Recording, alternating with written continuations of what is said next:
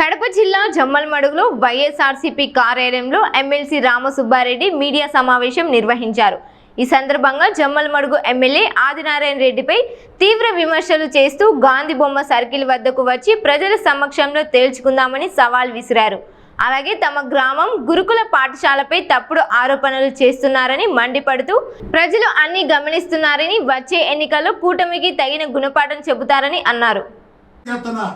నువ్వు అధికార పార్టీలో ఉన్నావు, నేను ప్రతిపక్షంలో ఉన్నా. రా, ధైర్యం అంటే గాంధీ బొమ్మగాడికి. నీకు ధైర్యం అంటే ఛాలెంజ్ చేస్తున్నా. ఎంత తమాషగా ఉందా? కళ్ళు నెత్తికెక్కినాయా? ఏమనుకుంటున్నావు?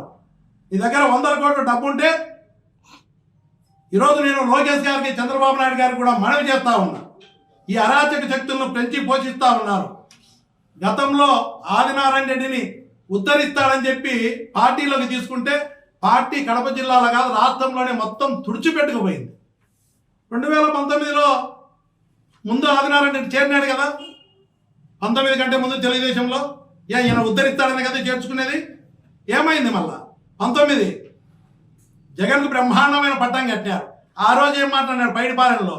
రాజశేఖర రెడ్డి కుటుంబాన్ని చెప్పుతో కొట్టాలని చెప్పి చాలా గట్టిగా ఆదినారాయణ రెడ్డి మాట్లాడి నేను స్టేజ్కి దిగుతానే ఈ పార్టీకి పోయే కాలం వచ్చిందని తెలుగుదేశం పార్టీ నాయకులు, కార్యకర్తలే నాతో అన్నారు.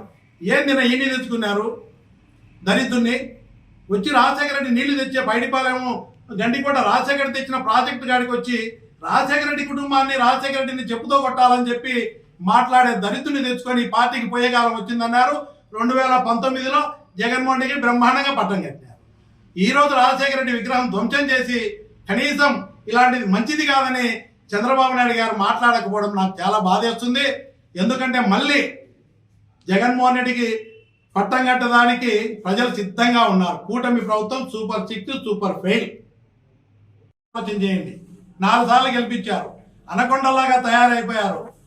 ఈరోజు దేవుడి రాజ్యాంగాన్ని అమలు చేస్తూ ఉన్నారు. ఇదే కొనసాగాలనా?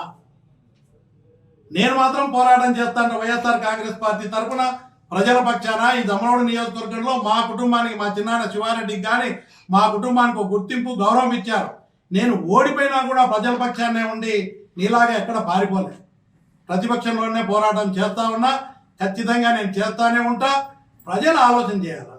ఇలాంటి అనకొండలను మీరు పొంచి పోషిస్తూ ఉంటారా? అంబేద్కర్ రచించినటువంటి రాజ్యాంగం ప్రకారము పరిపాలన జరగాల. రెడ్ బుక్ అడ్డం పెట్టుకొని దేవుడి రాజ్యాంగం అమలు జరగాలనో మీరే తేల్చుకోవాలని చెప్పి ప్రజలతో ఆలోచన చేయాలని చెప్పి నేను కొనసాగిస్తున్నా. నన్ను దద్దమ్మని అంటున్నాను, మాట్లాడుతూ ఉన్నాను. కేజీఆర్ రెడ్డి స్కూల్ పిల్లలు చదువుకునే డిపాజిట్లు కూడా దోచుకునే దరిద్రుడు నువ్వు. అందుకే నువ్వు కుటుంబంలో నువ్వు సుఖంగా ఉన్నావా? మనశాంతిగా నీ కొడుకుని తీర్చలేని దరిద్రుడు అంటే నువ్వే. నువ్వు నా కుటుంబం గురించి, నా ఊరు గురించి మాట్లాడతావు. నేను ఒకటే చెప్తా, మా స్కూల్ గురించి మాట్లాడతాను. మా స్కూల్ నేను 10 ఎకరాలు స్థలం ఉచితంగా ఇచ్చి 18 కోట్లు నువ్వు మా స్కూల్ క్యాన్సల్ చేపిస్తే నేను జైల్లో ఉన్నా కూడా ఒక గుర్తుగా ఆ రోజు చంద్రబాబు నాయుడు గారు ముఖ్యమంత్రి ఉన్నప్పుడే 6 residential schools, Ambedkar residential schools నేను మంత్రిగా ఉన్నప్పుడు 6 వచ్చినాయి జిల్లాలో. మా ఊళ్ళో ఒకటి పెట్టా సెంటర్ కాబట్టి దాన్ని కూడా ఓర్చుకోలేక క్యాన్సల్ చేయించావు. దాన్ని కూడా ఓర్చుకోలేక నువ్వు క్యాన్సల్ చేస్తే నేను మళ్ళీ తీసుకొచ్చి అక్కడే స్కూల్ ఏర్పాటు చేసి ఈరోజు మీరు చూసారా? ఈరోజు మీకు రాష్ట్రంలోనే చంద్రబాబు మా స్కూల్ గురించి, మా ఊరు గురించి ఘోరంగా మాత్రం ఇప్పుడు ప్రజెంట్ కూటమి గవర్నమెంట్ బెస్ట్ అవార్డు, స్వచ్ఛ అవార్డు మా స్టేట్లో ఫస్ట్ మా స్కూల్కి ఇచ్చారు.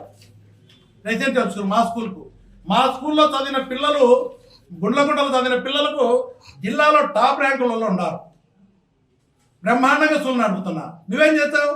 కేసీఆర్ రెడ్డి లాంటి స్కూల్లో పిల్లల భవిష్యత్తు కోసం డిపాజిట్ చేస్తే దోచుకునే దోపిడీదారువి నువ్వు సమాజం గురించి మాట్లాడతావా?